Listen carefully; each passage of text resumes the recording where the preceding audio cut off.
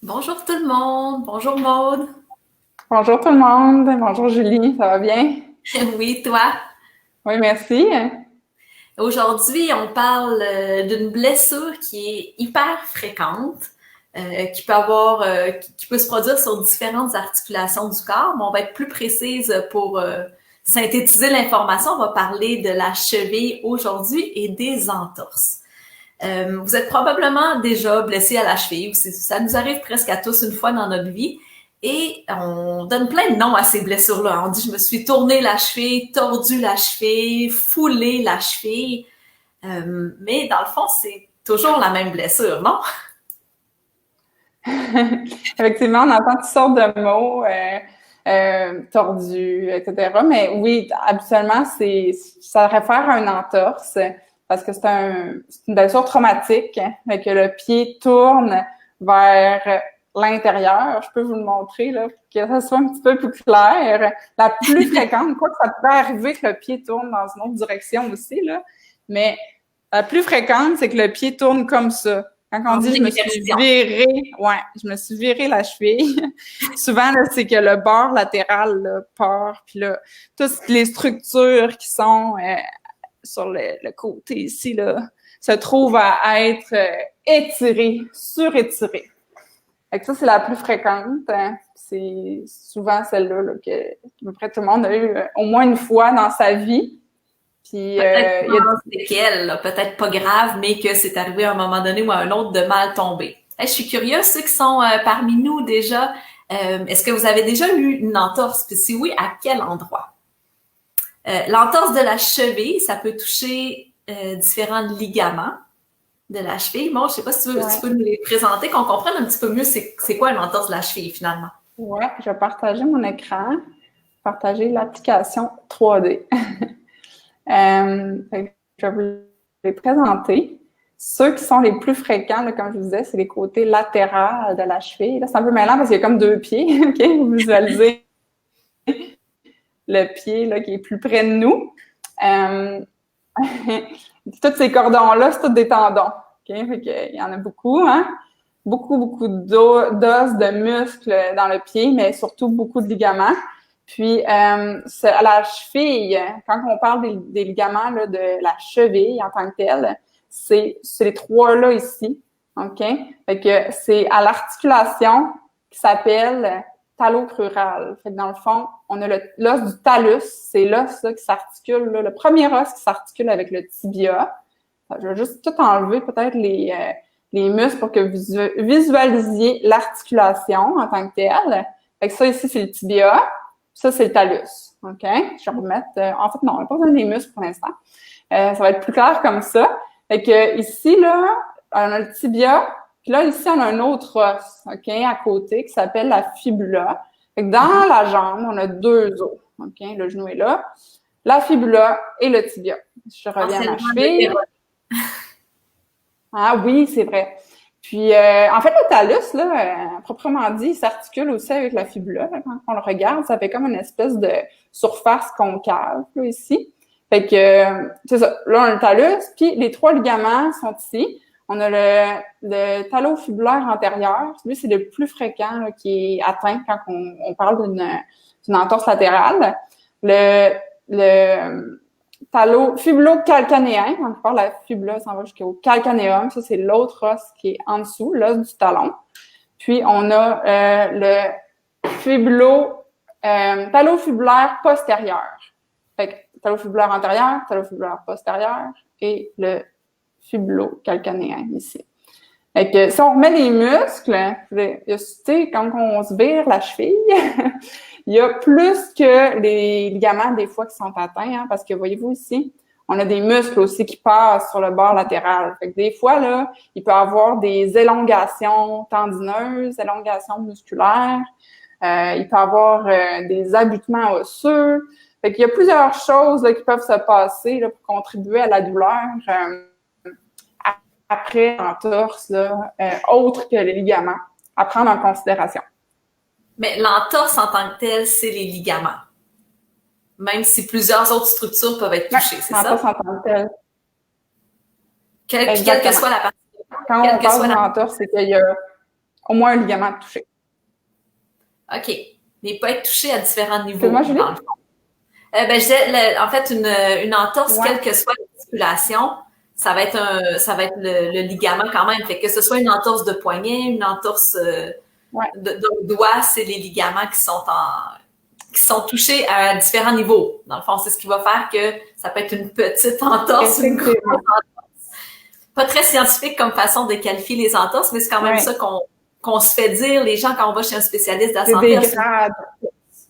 Ouais, mais c'est quoi une petite entorse? Ouais. Il y a 3 grades. Dans le fond, grade 1, c'est qu'il y a quelques fibres. En fait, le ligament, j'aurais pu le décrire pendant qu'on avait l'image, là. Vous avez vu, c'est une petite bande de tissu. Puis, c'est un tissu qui est pas très élastique parce que le rôle d'un ligament, c'est de nous empêcher d'aller dans une amplitude articulaire qui serait non physiologique. Et par exemple, ici, mon doigt, ben, qu'est-ce qui fait qu'il arrête à un moment donné? Que je peux pas aller le toucher jusqu'à, c'est comme un sens inverse, que je peux pas aller le toucher jusqu'à ma main, là, en le pliant, ben, c'est que j'ai des ligaments ici en avant qui me limitent, qui m'empêchent d'aller plus loin. Ce qui est une bonne chose parce que avoir le doigt qui sort de la main, ce serait pas super bon et pas très fonctionnel. Fait que ces petites bandelettes-là sont pas très élastiques. Fait que quand on arrive pour dépasser l'amplitude là, maximale fonctionnelle d'une articulation, ben c'est là qu'ils peuvent soit s'étirer un petit peu, comme quelques fibres qui vont déchirer. Ça, ce serait le grade 1. Après, quand j'ai vraiment là, une déchirure là, franche sur une partie du ligament, mais pas tout le ligament, là, ça serait un grade 2. Fait que, par exemple, j'aurais mon ligament ici. OK?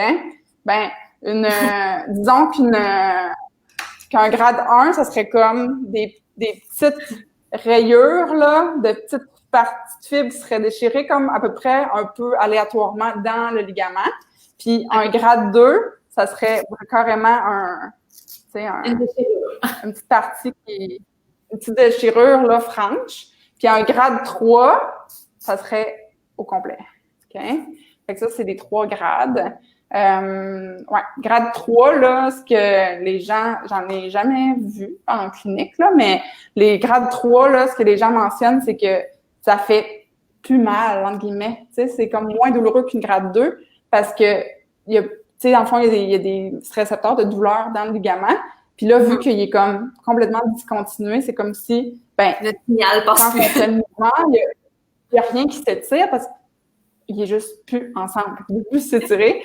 Fait qu'il y a moins de douleur. Et sinon, il va y avoir de l'enflure, il va y avoir d'autres signes, là.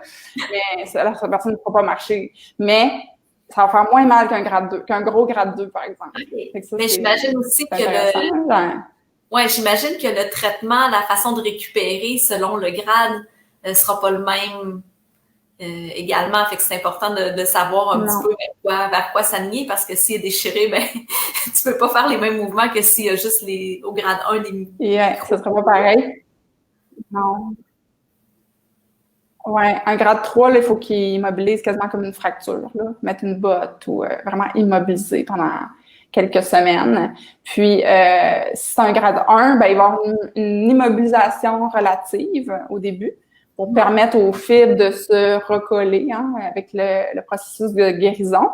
Mais c'est sûr qu'à chaque fois qu'on va aller dans une amplitude qui est en inversion, tu sais, quand la cheville est tordue, si notre cheville retourne dans cette amplitude-là, puis que le ligament n'est pas tout à fait guéri, ben là, on gratte le bobo, puis là, c'est plus long. Fait que c'est pour ça qu'au début, on veut vraiment une immobilisation relative.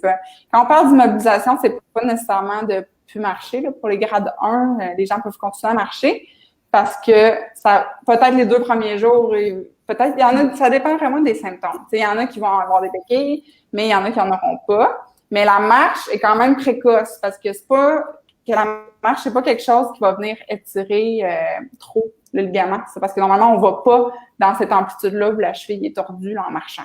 Il y a Nora qui a écrit qu'elle est restée fragile après une entorse, puis j'entends souvent ça des gens qui ont l'impression que leur cheville reste fragile ou qui devraient éviter certaines choses. Est-ce que c'est courant, normal que ça reste fragile super longtemps? Est-ce que c'est parce que faut continuer de renforcer, faire des exercices de renforcement de la cheville?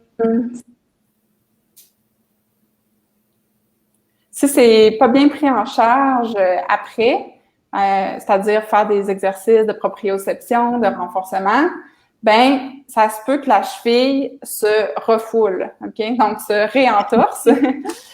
Ça c'est quand on a une entorse. On en a parlé dans d'autres capsules, les fameux propriocepteurs, donc les petits mécanorécepteurs qu'on a dans les ligaments. On avait parlé qu'on en avait à la base du crâne, on en a dans les pieds. Dans les chevilles, il y en a aussi. Puis, les ligaments, au fond, quand on va faire notre mouvement, il va nous dire, il va sentir les tensions qui changent, il va sentir où mon ligament est rendu dans son étirement, il va envoyer un signal à mon cerveau. Mon cerveau va envoyer un signal vers mes muscles qui va dire une contraction pour pas que ça continue à aller plus loin dans le mouvement parce que là, il y a un risque d'étirer trop le ligament et d'avoir une entorse. Bon, après une entorse, les mécanorécepteurs, donc les petits récepteurs sont complètement décalibrés. Fait qu'il faut les recalibrer. Ça veut faire des exercices de proprioception. Donc, un exemple, ça serait se tenir sur une jambe. Se tenir en équilibre sur une jambe. Donc, c'est des exercices d'équilibre, finalement. C'est d'être capable de sentir c'est quoi qui se passe dans ma cheville, puis de réagir, puis de se réapproprier là, les mouvements de notre cheville. Fait que ça serait la première raison pourquoi on pourrait rester fragile, c'est que notre proprioception est atteinte. La deuxième raison, c'est quelqu'un qui a fait des entorses de cheville à répétition. À un moment donné, le ligament, il est tellement rendu élastique que il est plus capable de résister, puis il devient tellement souple qu'on devient comme avec un peu une cheville molle. Ça arrive chez des gens qui font beaucoup de flexion plantaire, là, des gens qui ont les pieds pointés, souvent, comme par exemple les nageurs. Les nageurs, ce qu'on observe, c'est qu'ils ont tellement les pieds comme mous dans l'eau, puis tu sais, la résistance de l'eau veut pas, ça vient qu'à étirer les ligaments. Puis, quand ils font de la course à pied en sentier, par exemple, pour la première fois, mais ils en font jamais, ben là, souvent, ils se foulent les chevilles parce que de un, ben, ils sont pas trop habitués de faire des sports à impact sur leurs pieds. De deux, ben, leurs ligaments sont un petit peu plus lousses, à cause de plus élastiques, là, à cause de toute cette tension-là qu'ils ont eu dans cette direction-là, là, sur les pieds. Fait que ça peut être deux raisons pourquoi ça reste fragile. OK, mais des ligaments, ça se renforce pas. Les ligaments, ça se renforce pas, c'est ça. Fait que c'est pour ça que c'est super important, après une blessure, d'immobiliser une certaine relativement, dépendant du grade, comme on disait, mais d'immobiliser un certain temps pour permettre aux ligaments comme il faut, tu sais, qu'ils reprennent là, comme il faut, qu'ils ne restent pas allongés, que la guérison ne se fasse pas dans une position allongée. OK? Ouais. Fait que c'est pour ça qu'il faut prendre ça faut pas prendre ça à la légère. Souvent, après une entorse, les sportifs, là, selon la littérature, on recommande de porter une chevillère jusqu'à 6 mois. OK? C'est quand même exemple, un joueur de volley-ball, par exemple, qui serait foulé la cheville, c'est tellement à risque, il saute, puis là, il frappe le ballon en même temps. C'est super à risque comme sport pour les entorses. Puis, c'est ça, on recommanderait jusqu'à 6 mois. C'est sûr que s'il fait une réhabilitation super soutenue, super disciplinée, ben en clinique, là, moi, je suis capable de dire, là, regarde, t'es capable de faire ça, ta cheville est stable, je suis en confiance que tu peux l'enlever ta chevillère. Tu sais, fait que c'est du cas par cas aussi, là, mais quelqu'un qui fait plus ou moins de réhabilitation, c'est clair que pour les sports, là, jusqu'à 6 mois, c'est super important. Soccer aussi. Fait que je sais pas si ça répondait à... Oui, ça... En tout cas, moi, ça répond à ma question. Puis, est-ce qu'il y a moyen de compenser le manque de rigidité des ligaments en renforçant davantage les muscles autour, surtout en cheville et pieds, on sent qu'il y a énormément, il y a vraiment beaucoup de muscles.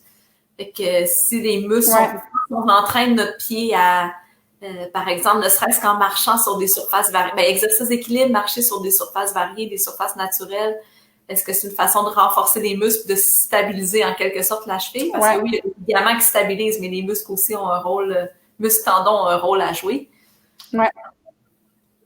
Exactement. Quelqu'un que, même les gens hyper laxes, que leurs chevilles, leurs ligaments sont ultra flexibles, ben ils peuvent ne jamais se faire d'entorse parce qu'ils ont une bonne proprioception, puis leurs muscles sont forts. Fait que quand le ligament perçoit que là, il est rendu trop loin au niveau du mouvement, message s'en va rapidement, message revient rapidement vers les muscles. Et les muscles, non seulement ils se contractent au bon moment, mais en plus, ils déploient une bonne force qui va empêcher le mouvement de se poursuivre, puis ils n'auront pas d'entorse à ce moment-là. Fait que c'est super pertinent, là, après une entorse, de renforcer les chevilles. Et même en prévention, quelqu'un qui veut prévenir les entorses, qui veut prévenir toutes les tendinites à la cheville, prévenir plein de blessures, finalement, de faire du renforcement, là, même en prévention, c'est super, exercice de proprioception aussi. Oui, parce que de renforcer les chevilles et la proprioception, ça va agir sur tout le reste du corps également. Je pense aux enfants qui grandissent rapidement, puis des fois, ils font des tout petites chutes, puis finalement, ils se ramassent avec des blessures plus graves. C'est souvent lié à un manque de proprioception. Puis moi, je dois t'avouer que j'ai 3 enfants, depuis qu'ils sont tout petits, les 3, je leur ai fait faire full d'exercices de cheville et de proprioception. Là, c'est comme un essentiel dans la maison, dans le salon. J'ai un demi-ballon, un bossu, j'ai plein de trucs instables, puis ça vient comme un jeu. Là, c'est pas comme ce soir, c'est la période d'exercice de cheville tout le monde. C'est pas comme ça. Les objets sur lesquels je sais qu'ils vont embarquer, qui sont instables pour renforcer les chevilles. Puis au fil des années, ils ont continué de jouer avec ça, ils continuent d'embarquer. C'est sûr que ça traîne au sol dans le salon, mais c'est la seule façon que j'ai trouvée pour qu'on continue tout le monde de les utiliser. Puis j'ai même une de mes filles là, qui est rendue super bonne, fait que des trucs là, debout sur un ballon, incapable d'être sur demi-pointe, de faire des squats sur une jambe. Fait qu'ils ont vraiment développé ça au fil des années, puis en tout cas, ils sont jamais blessés encore aux chevilles.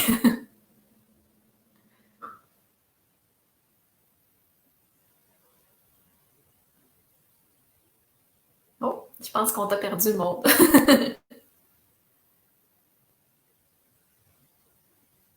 Oh non, l'image est figée. C'est pas bien long, je vais essayer qu'on récupère Maude.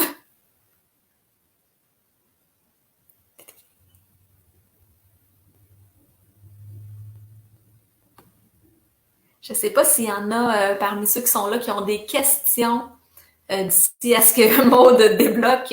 Si vous avez des questions par rapport aux entorses, des questions par rapport à la récupération de ce que vous pouvez faire ou même à plus long terme, vous pouvez m'écrire. Je suis revenue. Excusez. Problème technique. Est-ce que ça va bien? Tu m'entends bien? Oui, je t'entends bien. OK. Fait qu'on parlait de tes enfants qui faisaient des exercices préventifs. C'est super. Oui. Là, j'ai demandé, pendant que tu n'étais pas là, j'ai demandé s'il y en a qui avaient des questions. OK. Mais je pense que ça va. On a quand même expliqué bien c'est quoi. J'avais une question pour les gens qui écoutaient. Oui. Parce que moi, ça m'est arrivé. Est-ce que ceux qui ont des entorses de cheville, ça vous est arrivé de vous sentir bloqué après une entorse de cheville, puis il a fallu que vous alliez voir un thérapeute pour vous faire mobiliser le talus?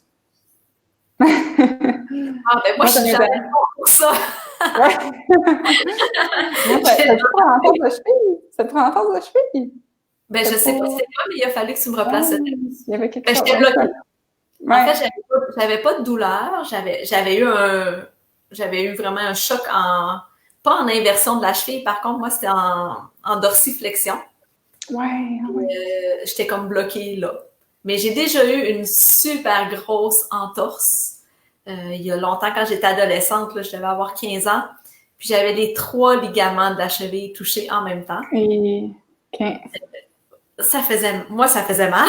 Je me suis mais j'étais même pas capable de déposer mon pied sur un oreiller. Il fallait vraiment qu'il reste en suspension dans le vide. C'était trop douloureux. T'as été en béquille, j'imagine, une semaine, certain. J'ai été en béquille, puis c'est ce qui m'a forcé à arrêter la gymnastique quand j'étais adolescente parce que ça a été très long à récupérer, puis le temps que ça reprenne, ben, j'étais plus capable de faire ce que je faisais, puis j'étais fragile dans un sens où chaque fois que je faisais un mouvement que je tombais, parce qu'on veut pas, ça arrive en gymnastique qu'on tombe la cheville croche. que ça fait partie de l'entraînement. Avant, ça me causait pas de problème, mais là, dès que je retombais dans une direction qui est pas optimale, ben ça me faisait mal ou je me reblessais rapidement. Fait que c'est. Par contre, là, j'ai plus de problème du tout. Ça a passé, je peux tout faire. C'est pas resté, mais j'ai renforcé beaucoup mes chevilles par là. À ce moment-là, tu as fait de la physio quand tu étais jeune, là, puis tu as réussi à renforcer à ce moment-là. C'est super. Parce que c'est ça, autant pour proprioception force, qu'on a parlé, mais mobilité. Parce que si la cheville est, bon, on a parlé du talus qui peut venir se déplacer un petit peu, donc on crée une raideur. Est-ce qu'il se déplace vraiment? Il bouge moins bien.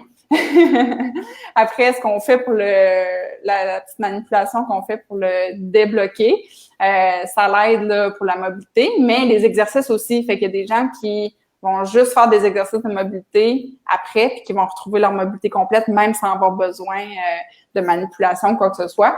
Bref, c'est toujours mieux d'aller consulter pour être sûr de voir là qu'est-ce qu'il y a à travailler, là, travailler rapidement pour pas que exemple, 2 ans plus tard, ben là, vous essayez de commencer à faire de l'haltérophilie. Puis là, vous vous rendez compte que dans votre squat, il y a un genou qui avance, l'autre genou avance pas.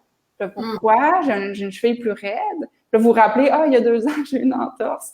C'est plus dur de le travailler quand c'est plus tard. Ouais. C'est mieux de le travailler tout de suite, ça va mieux. C'est moins difficile de travailler quand c'est plus frais que quand c'est plus installé, là. Eh bien, j'espère qu'on a répondu à vos questions, que vous comprenez un peu mieux c'est quoi se fouler la cheville, se virer la cheville, se faire une entorse. Bref, que c'est plus clair c'est quoi ce type de blessure-là.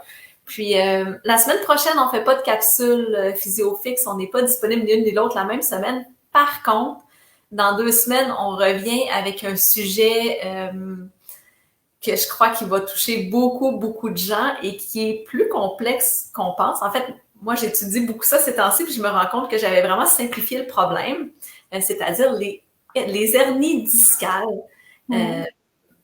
J'ai le goût qu'on vous explique c'est quoi exactement une hernie discale, qu'est-ce qui se passe dans le corps vraiment plus précisément, mais aussi, et bien évidemment, qu'est-ce que vous pouvez faire pour vous aider. Je pense que ça va être d'actualité parce que avec les gens qui sont beaucoup en position assise en ce moment avec le confinement, là, ça prédispose aux hernies discales, disons, pour dans tous les problèmes de dos, là. C'est celui, la position assise, là, ça nous met plus à risque. Moi, j'en ai traité en téléconsultation beaucoup ces temps-ci. Fait que ouais, d'actualité. Donc, si vous avez d'autres suggestions aussi, n'hésitez pas pour les autres semaines à nous les dire. Excellent. Eh bien, bonne fin de journée tout le monde. Bye bye. Merci Julie, merci tout le monde. Bye bye.